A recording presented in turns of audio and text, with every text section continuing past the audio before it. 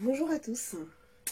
Saison 1 du confinement, ça va, vous pétez pas trop un câble? Oh my god, que dire? C'est compliqué, hein. Honnêtement, là, je vois les retombées, ça va pas du tout. Alors là, pas du tout. J'espère vraiment que ça va chez vous. Et aujourd'hui, j'ai décidé de vous parler de comment j'ai fait pour revenir à mes cheveux naturels. Qu'est-ce qui s'est passé? Quelle a été mon histoire, mon déclic? Je pense que ça peut être une histoire pas mal à écouter. Alors, à tout de suite.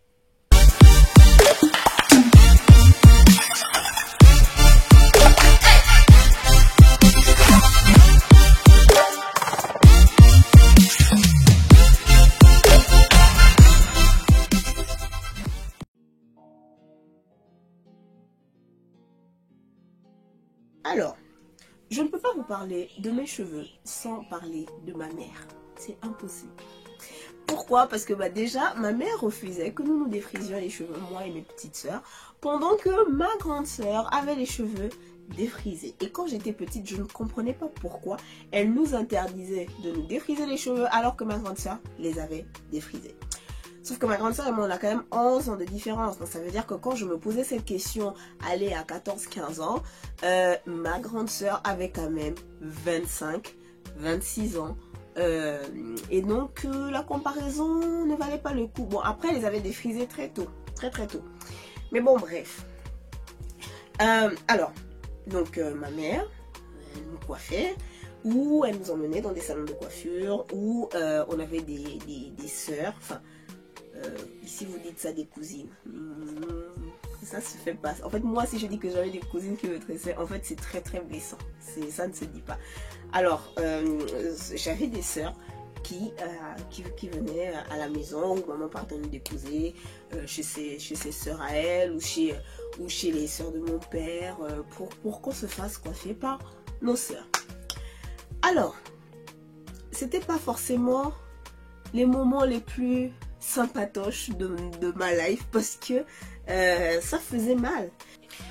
Et donc tout au long de mon adolescence, je saoulais un peu ma mère avec le fait que je voulais me défriser les cheveux. Et tout le temps, la réponse était la même: non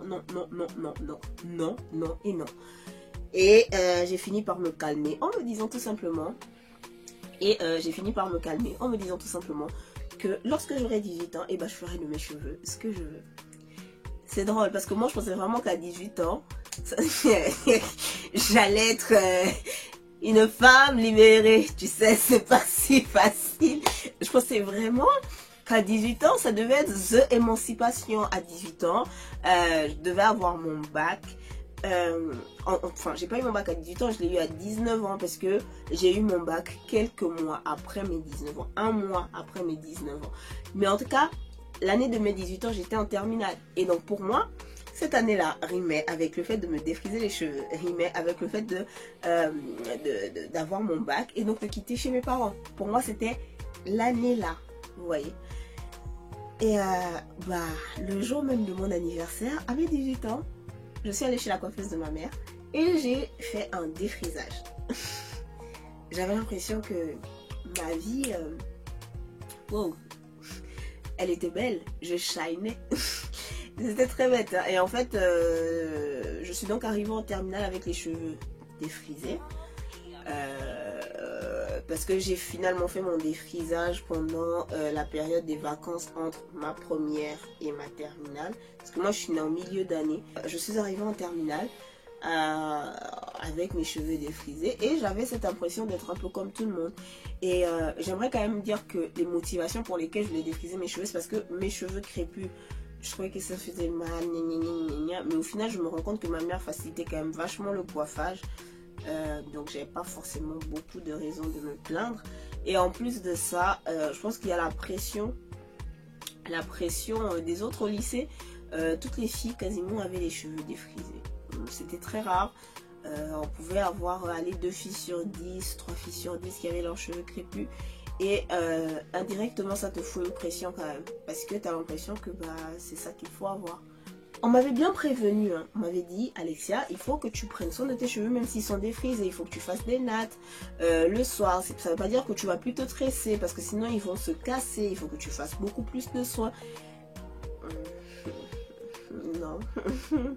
Donc j'ai vraiment pas fait quoi que ce, enfin j'ai vraiment pas appliqué ça à la lettre. J'ai vraiment fait à ma guise et j'en ai subi les retombées puisque j'ai tout simplement perdu mes cheveux. Ils se sont cassés. Pour vous dire, j'avais les cheveux qui arrivaient quasiment, enfin qui étaient à cette longueur-là. J'avais les cheveux qui arrivaient aux épaules. Et au fur et à mesure, clac, clac, clac, clac, clac, clac, clac, clac, clac, c'est devenu des petits morceaux. C'est-à-dire qu'avant, mes cheveux, ils venaient genre là. Et ils se sont cassés jusqu'ici. J'ai perdu quasiment ça de longueur.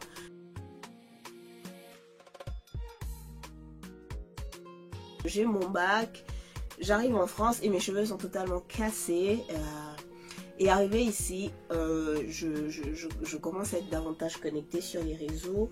Je découvre la YouTubosphère. Ça fait ça fait quand même 9 ans en arrière. Et je commence à me rendre compte que il faut vraiment prendre soin de ses cheveux, défriser ou pas. Et ça, c'est la première étape. Et donc, je vais commencer à faire des soins sur mes cheveux. Ils vont commencer à reprendre du volume. Parce qu'ils étaient vraiment assez volumineux. Ils vont recommencer à prendre du volume. Ils vont recommencer à pousser. Parce qu'à l'époque, ils se cassaient vraiment beaucoup. Et je comprends le système de la casse. Parce que je faisais partie des gens qui disaient que les cheveux ne poussent pas. Et j'ai commencé à comprendre. Et je vais vous passer plein de détails. Et puis arrivant en licence, je commence à m'intéresser véritablement à qui je suis en tant que femme noire. Parce que je suis confrontée au regard des autres. En fait, en arrivant ici, j'ai compris que... Enfin, je me suis rendu compte que j'étais noire. Chose que... Bon, je le savais, mais j'en avais pas conscience. J'en ai vraiment pris conscience quand je suis arrivée ici dans le regard des autres. Et j'ai commencé à chercher des informations sur l'esclavage. Et c'est quelque chose qui m'a vraiment passionnée. Et j'ai commencé à me poser des questions sur la politique. J'ai commencé à me poser des questions sur les régimes dictatoriaux. J'ai commencé vraiment à m'intéresser à pas mal de choses. Et j'avais envie d'avoir plus de répondants en face de mes congénères blancs. La vérité, c'est ça. Et donc, j'ai commencé à lire des personnes comme Juliette Smeralda, dont je vous conseille les ouvrages. Je vais commencer à m'intéresser à l'histoire du cheveu crépus. Mais en tout cas, dans mes recherches, mythe ou réalité, je me rends compte que le défrisage moderne, parce que à l'époque les gens se défrisaient déjà les cheveux bien longtemps. Quand vous étudiez l'histoire de l'Égypte antique, etc., dans les techniques de coiffage, il y avait des choses qui s'assimilaient vraiment au fait de lisser les cheveux. En tout cas, il semblerait que les Noirs à l'époque ont commencé à se défriser les cheveux après une punition d'un esclave qui, je sais pas, qui avait désobéi à son maître, je sais pas trop quoi. Et en tout cas, la punition, c'était qu'on trempait sa tête dans un grand récipient rempli d'acide. Et donc, il avait le visage brûlé. Donc, il a le visage brûlé, mais ses cheveux sont devenus comme celui du maître. Je vous assure que quand j'ai lu ça, je me suis dit, hein, non, il y a un problème. Il y a un vrai problème. Je peux pas continuer à me défriser les cheveux en sachant que c'est l'héritage de ça en fait. Et là, ça a fait vraiment un déclic dans ma conception. Enfin, il y a eu un déclic dans ma tête. Et j'étais déjà en transition. Parce que je m'étais rendu compte que je pouvais garder mes cheveux crépus, les avoir en bonne santé et que ils pouvaient être beaux en fait.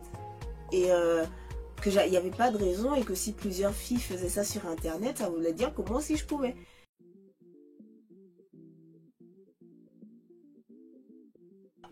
Quand j'ai lu ça, il y a vraiment eu un déclic dans ma tête. Je me suis dit c'est pas possible, je vais pas continuer comme ça. Et quand vous lisez, on vous dit qu'en fait, ils se sont dit mais en fait on peut utiliser l'acide là pour avoir les cheveux comme celui du maître. Parce que malheureusement, les esclaves à cette époque-là, on était arrivé à une période où ressembler au maître, c'était bien en fait. Il fallait être beaucoup plus proche du maître, avoir le privilège d'être un nègre de maison et pas un nègre de champ. En fait, c'est-à-dire que c'est grave. Hein. Non, c'est grave, c'est très très grave. Je sais pas si vous vous rendez compte à quel point c'est grave de se dire, en fait, je suis un esclave, mais je suis mieux que les autres esclaves. En fait, c'est ouf. Comment on arrive à mettre ça dans la tête de quelqu'un, juste en allégeant un chouïa ses tâches, mais dans sa tête, mon Dieu, comment... L'esclavage là-bas, c'est un autre niveau, hein, parce que ça veut dire que tu n'es même pas... En fait, tu crois que dans ton malheur, il y a... Enfin, je sais pas, c'est bizarre. Mais bref, c'est ça qui a été mon déclic. C'est ça qui a vraiment été mon déclic. Et puis, j'ai commencé à m'intéresser Enfin, j'ai fait un master en communication. Et je me suis vraiment intéressée à l'impact des TIC sur la diffusion massive du mouvement NAPI en mode mass média. Vraiment, ça m'intéressait beaucoup. Et ça m'a permis vraiment de comprendre comment mon cheveu fonctionnait et ça m'a donné envie d'en savoir plus sur l'esclavage. Du coup, ça m'a permis de faire plus de recherches sur la femme noire dans la société africaine. Ça fait partie des choses qui ont créé ce déclic en moi et je me suis dit, mais mon Dieu, on sait tellement peu de choses. Je continue de croire que l'histoire a un impact important sur qui nous sommes. Je continue de penser que l'histoire peut nous façonner. Vous savez, l'une des raisons pour lesquelles il faut écrire l'histoire, c'est pour que les générations à venir ne puissent pas reproduire les mêmes erreurs que les générations précédentes et surtout et aussi que les générations à venir puissent s'inspirer et transcender l'histoire afin de faire mieux que leurs ancêtres. Je pense vraiment que l'histoire devrait servir à ça. Je trouve que notre histoire est très belle, elle n'est pas très enseignée, mais c'est de notre responsabilité de chercher. Le cheveu crépus fait partie intrinsèque de qui je suis en fait. Peu importe la nationalité que vous avez aujourd'hui, si vous avez un peu de sang noir, vous avez un peu d'Afrique en vous. Les gens sont excités quand ils suivent Black Panther et on se rend compte que lorsqu'ils font leur truc avec leur langue comme ça, ils ont un truc bleu dedans et c'est un signe qui est distinctif de leur appartenance au Wakanda. Pour moi, c'est une belle analogie en fait à la peau noire, parce que en fait, plusieurs personnes peuvent être blanches et être de continents différents en fait. C'est impossible qu'on puisse dire il vient de tel endroit parce qu'il est blanc. Alors que si tu es noir, forcément tu es africain quelque part. Et ça, je sais pas, moi je suis très fière. Et je suis contente vraiment que ça ait pu impacter mes petites sœurs. Et j'espère qu'aujourd'hui ce message-là va vous emmener à considérer votre cheveu différemment. Je suis pas en mode donneuse de leçons, ne vous défrisez pas les cheveux. Non, chacun fait de ce qu'il veut. Mais je pense vraiment que c'est important de connaître notre histoire. Ça va vraiment nous modeler et nous permettre de donner au monde ce qu'il y a de meilleur en nous. Bon, et voilà, c'est sur cette petite note que je vais vous laisser. Et je sais pas si on peut souhaiter un bon confinement à quelqu'un. En tout cas, bonne chance. Allez, ciao, bye bye.